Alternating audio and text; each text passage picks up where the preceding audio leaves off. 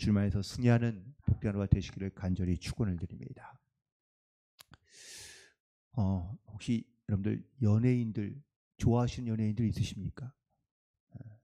뭐 이 나이에 무슨 뭐 연예인이냐 그러시는데 뭐 요즘에는 뭐 나이 연령과 상관없이 좋아하시는 연예인이 있더라고요. 요즘 어르신들의 최애는 뭐 임영웅이라고 그러던데 요즘 젊은이들은 그래도 지금 우리나라를 대표하고 있는 연예인을 뽑으라면 뭐 BTS 뭐 이런 친구들이 아닐까라고 생각합니다. 슈퍼스타죠. 그들이 가는 곳곳마다 뭐 아이들이 사람들이 환호성을 지르고 그리고 환영을 하고 또 어떤 사람은 그냥 그 BTS나 이 슈퍼스타를 보면 뭐 눈물도 흘리고 막 감격에 어쩔 줄 몰라 하는 그런 모습들을 보게 됩니다. 죄송하지만 저는 솔직히 잘 이해가 되지는 않긴 합니다. 그런 일 한 번도 해본 적이 없어서. 그런데 또 한편으로는 또 이해가 될 것 같습니다. 정말 보고 싶은 사람, 만나고 싶은 사람, 마음에 사모하는 사람, 그런 사람을 만나게 된다면 뭐 그런 비슷한 반응이 당연히 나오겠죠. 예수님, 당시의 예수님은 과연 어떤 분이었을까? 오늘 본문에 있는 말씀에 예수님께서 예루살렘에 입성하시는 장면이 등장하는데 예수님이요 마치 지금 이 시대에 그런 슈퍼스타들, 아이돌 스타를 보는 그런 사람들의 모습과 크게 다르지 않는 것 같습니다. 예수님이 나귀에 타고 예루살렘에 입성하시는데 어떤 사람은 자기의 옷을 벗어 길바닥에 깔죠.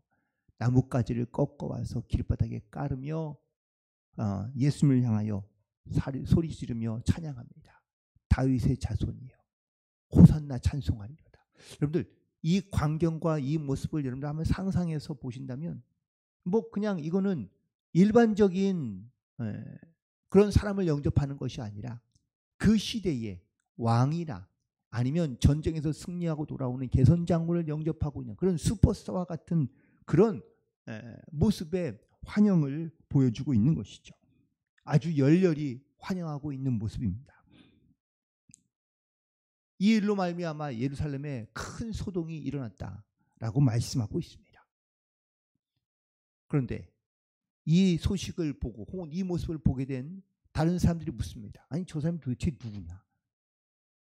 예수님을 여전히 아직도 모르는 사람이 있는가 하면 또 예수님을 알고 영접하는 사람도 있었다라는 것이죠.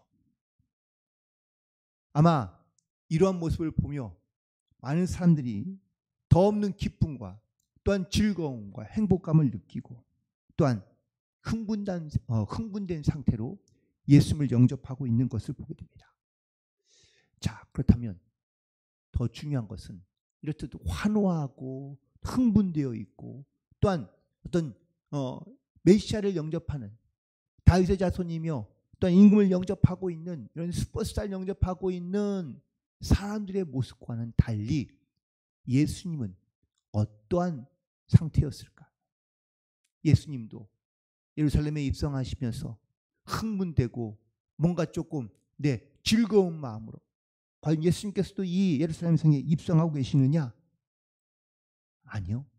예수님은 정반대의 마음을 가지고 예루살렘에 입성하고 계십니다. 첫 번째는 예수님은 임금으로 예루살렘에 오시는 것이 아니라 바로 죽음으로 또한 겸손함으로 예루살렘에 올라오고 계신 것을 보게 되는데 예수님이 바로 나귀 새끼를 타셨다라고 기록하고 있습니다. 나귀 새끼는 바로 겸손함의 의미를 담고 있는 말입니다. 마태복음 11장에 예수님께서 말씀하시기를 수고하고 무거운 짐진 자들아 다 내게로 오라. 내가 너희를 쉬게 하리라. 나는 마음이 온유하고 겸손하니 내게 배우라 라고 말씀하십니다.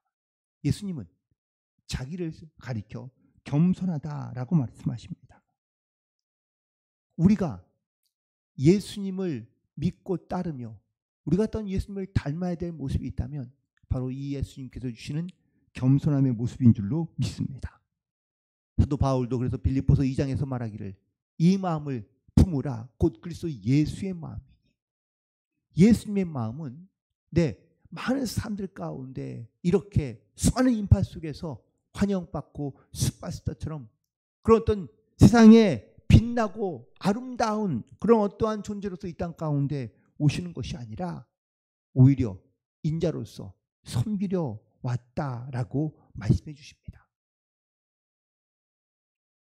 우리가 예수님 때문에, 예수님 믿고 난 다음에 또한 예수님 때문에 우리가 세상에서 존귀받고 존대받고 뭐 인정받고 사랑받고 물론 이런 특별한 어떠한 대접을 받는 것도 물론 좋겠지만 예수님께서 예루살렘에 입성하실 때 어떠한 마음으로 예루살렘에 입성하시는지를 우리가 반드시 돌이켜보며 우리도 어떻게든 이 주님의 마음과 주님의 겸손을 닮아 이 땅 가운데 나아가는 성도들 되기를 간절히 소망합니다. 사탄은 어떻게든 우리를 교만하게 만들려고 합니다. 주님은 우리 가운데 어떻게든 겸손함을 가지고 내게 배우라고 말씀하지만 사탄은 끊임없이 우리의 마음을 교만하게 만드는데 이 영적인 싸움 가운데 우리가 반드시 믿음으로 승리하며 철저하게 겸손함으로 이 땅 가운데 살아가는 복된 성도들 되기를 주님의 이름으로 간절히 축원을 드립니다. 두 번째 예루살렘에 입성하시는 예수님의 모습을 보면 바로 죽음을 향해 나아가고 있는 것을 알 수 있습니다. 그러면 소동이 일어났습니다. 이 소동은 어떤 소동이죠? 근데 자기들을 위하여 임금이 오시고 메시아가 오셨다라는 것을 많은 사람들이 이야기하고 있습니다. 이제 예수님이 오시고 메시아가 오시면 그러면 이제 자기들의 나라는 어떻게 될까요? 지금이야 로마의 속박을 받고 있고 로마의 억압을 받고 있고 그리고 나라의 주권을 잃어버린 채 어렵게 힘들게 살아가고 있지만 이제 메시아가 오셨으니 이제 모든 이런 억압과 혹은 또 굴욕에서 그들이 자유하게 되고 그리고 새로운 나라를 기대하고 있는 이 기대감으로 충만해져 있습니다. 그래서 어떻게든 예수님을 붙잡아서 임금을 삼으려 하고 예수님을 임금 삼으면 이 모든 문제가 해결될 것이라고 생각하고 있기 때문입니다. 그런데 정작 예수님은 예루살렘에 왜 올라오셨습니까? 죽기 위해서. 십자가에 달려 죽기 위해서 올라오신 겁니다. 20장 마태복음 20장 17절부터 19절까지 있는 말씀에 보면 제자들에게 말씀하시는데 보라 우리가 예루살렘에 올라가노니 인자가 대제사장들과 서기관들에게 넘겨짐에 그들이 죽이기로 결의하고 이방인들에게 넘겨주어 그를 조롱하며 채찍질하며 십자가에 못 박게 할 것이나 제3일에 살아나리라 라고 말씀하십니다. 예수님이 이 말씀을 제자들에게 주신 이유는 때가 되었기 때문입니다.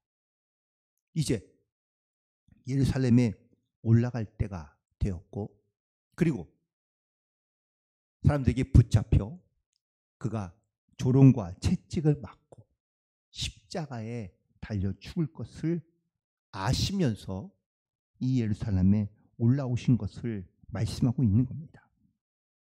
그러면서 이 제자들에게 주신 말씀이 뭡니까?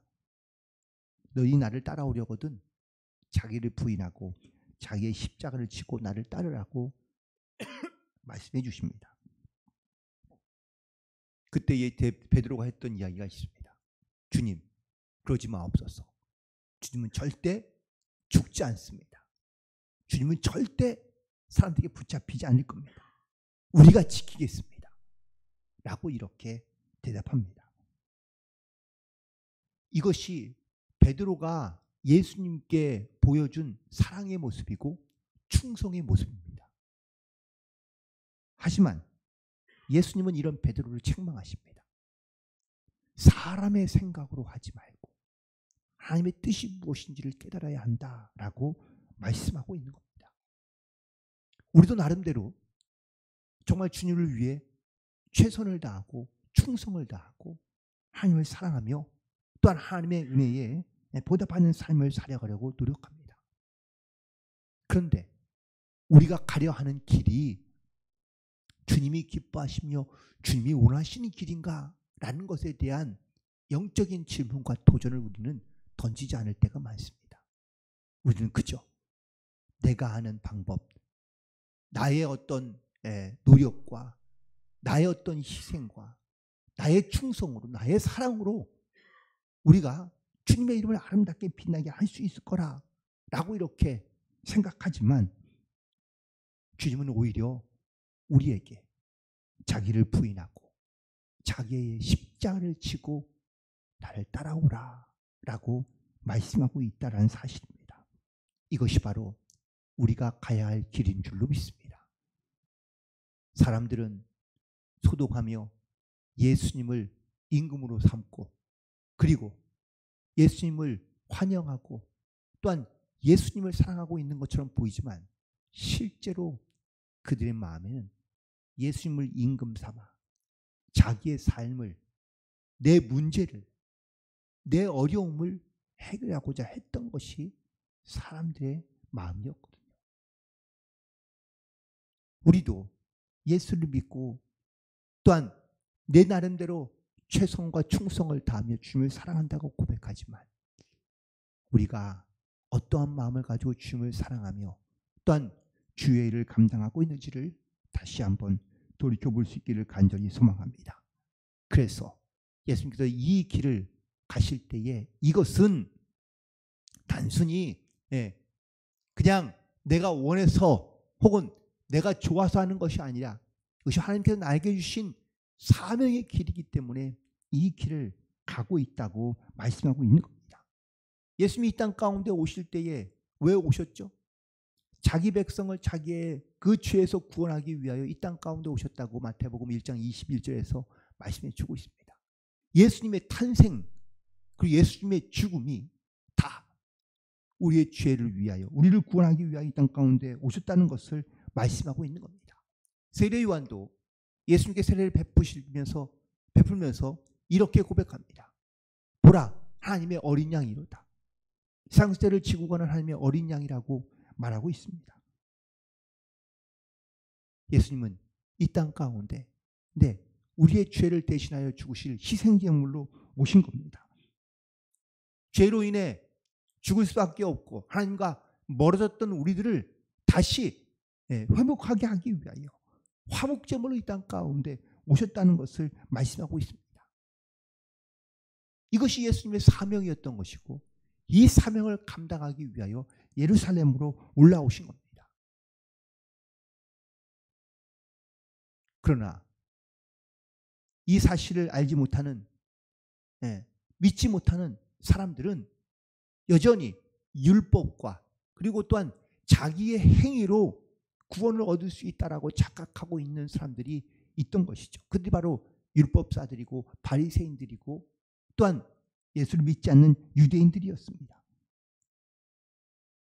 우리가 아는 말씀처럼 에베소 2장 8절과 9절에 보면 우리가 구원을 받았는데 이것은 너희에게서 난 것이 아니요 하나님의 선물이라. 행위에서 난 것이 아니니 이는 누구든지 자랑하지 못하게 하려 함이라고 말씀하고 있습니다. 오직 믿음으로 우리의 어떤 행위가 아닌 하나님의 선물로 우리가 이 구원의 은혜를 받았는데 우리는 여전히 내 행위로 혹은 내 어떠한 것으로 우리가 구원을 이룰 수 있을 것이라고 생각하며 착각하는 이러한 어리석음 가운데 빠질 때가 많은요. 특별히 이단들은 이 구원의 은혜가 주님께서 주신 이런 어떤 은혜의 선물인 것을 말하지 아니하고 뭘 알아야 무엇을 해야 어떻게 해야 온전함을 이루어야 그래야 구원에 이를 수 있다라고 말하는 것은 바로 이 주님께서 은혜로 주신 이 은혜를 부정하는 것이고 또한 주님께서 주신 이 구원의 은혜를 그들이 훼손하고 있는 것이라고 말할 수밖에 없습니다. 다른 복음은 없는 줄 믿습니다. 예수님 외에는 구원을 받은 만한 다른 이름을 주신 적이 없다고 로마서에서 말씀하십니다. 오직 예수만이 길이고 진리이고 생명인 줄 믿습니다. 예수님 아니면 우리가 하나님 앞에 나아갈 수 있는 길이 없기 때문입니다. 오늘 이 유일한 길, 유일한 진리, 유일한 생명 되시고 유일한 구원의 증거가 되시는 예수님을 우리가 믿고 나아가며 우리가 어떤 행위로 우리가 주님 앞에 구원을 얻기 위한 어떤 행위로서가 아니라 내가 주신 하나님의 은혜를 우리가 감사함으로 그 은혜의 그 사명의 길을 잘 감당하고자 하는 영적인 결단 가운데 나아가는 모든 성도들 되기를 간절히 소망하며 오늘도 우리 주신 이 사명을 우리가 믿음으로 잘 감당함으로 하나님께 영광을 돌리는 승리하는 하루와 또한 한 주간이 되시기를 주님의 이름으로 간절히 축원을 드립니다. 기도하시겠습니다.